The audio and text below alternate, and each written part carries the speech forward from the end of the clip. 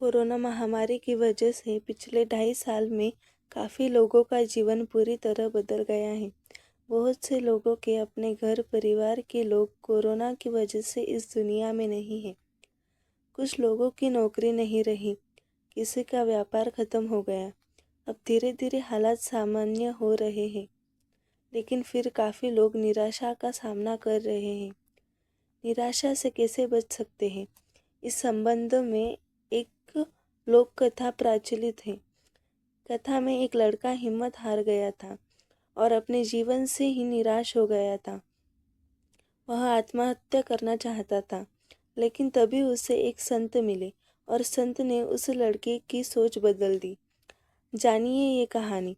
एक लड़का घर परिवार और धन संबंधी समस्याओं से लड़ते लड़ते थक गया था। उसकी उम्र ज़्यादा नहीं थी, लेकिन वह रोज़ रोज़ के विवादों से तंग हो गया था। एक दिन हिम्मत हार कर वह आत्महत्या करने के लिए निकल पड़ा। चलते चलते एक जंगल में पहुंच गया। जंगल में काफ़ी दूर चलने के बाद भी उसका मन शांत नहीं हुआ। जंगल बहुत ही घना था, वहाँ जंगली जानवरों का भी खतरा था। तभी उसे एक छोटी सी झोपड़ी दिखाई दी। लड़के ने सोचा कि इस घने जंगल में झोपड़ी बनाकर कौन रह रहा है। अपनी जिज्ञासा शांत करने के लिए वह लड़का झोपड़ी की ओर बढ़ने लगा। झोपड़ी के पास पहुंचा तो उसे एक संत दिखाई दिए। संत ध्यान की मुद्रा में बैठे थे और उनके चेहरे पर शांति और प्रसन्नता दिखाई दे रही थी। लड़का संत के पास ही बैठ गया। संत ने लड़के को देखा तो उसका परिचय पूछा। लड़के ने कहा कि वह अपने जीवन में परेशान हो गया है और मरना चाहता है, इसलिए इस जंगल में आया हूँ ताकि किसी तरह से मैं अपना जीवन खत्म कर सकूं। संत ने लड़के की बातें सुनी और समझ गए कि कम उम्र में मिले तनाव के कारण ये बहुत ज़्यादा निराश हो गया है। उन्होंने लड़के से कहा कि तुम्हें निराशा से बचना चाहिए। समस्याएं तो आती जाती रहेगी, समय एक सा नहीं रहता है।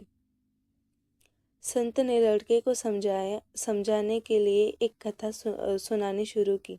संत बोले, एक छोटे बच्चे ने एक दिन अपने घर में बांस का और एक कैक्टस का पौधा अपने घर के आंगन में लगाया। उसका बागवानी का नया नया शौक था। बच्चा रोज दोनों पौधों की एक समान देखभाल करने लगा।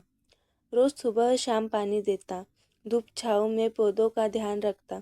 काफ़ी समय बीतने के बाद कैक्टस का पौधा तो पनप गया, लेकिन बांस का पौधे में कोई बदलाव नहीं दिख रहा था।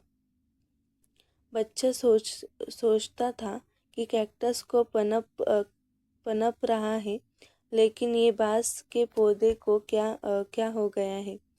बच्चा रोज ये बात सोचता, लेकिन वह निराश नहीं हुआ और रोज दोनों की पौधों की देखभाल करता रहा।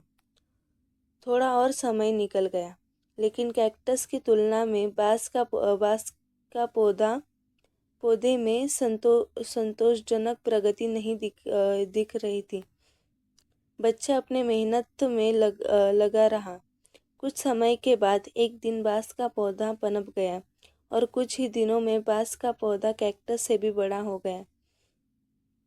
संत ने उस निराश लड़के से आगे कहा कि बांस का पौधा पहले तो अपनी जड़ें मजबूत कर रहा था, इसलिए उसने पनपने में समय लगा। लेकिन वह बच्चा भी अपनी कोशिश में पीछे नहीं हटा, निराश नहीं हुआ। हमें भी अपने जीवन में 2 बातें ध्यान रखनी चाहिए। पहली बात तो ये कि हालात कैसे भी हो, सकारात्मकता और धैर्य न छोड़ें। दूसरी बात यह है कि पहले हमें अपनी जड़ें मजबूत करनी चाहिए। अगर हमारा आधार मजबूत होगा तो हमारा काम तेजी से आगे बढ़ेगा। सकारात्मकता और धैर्य रखेंगे तो जीवन में जल्द ही संतोषजनक बदलाव दिखाई दे सकता है।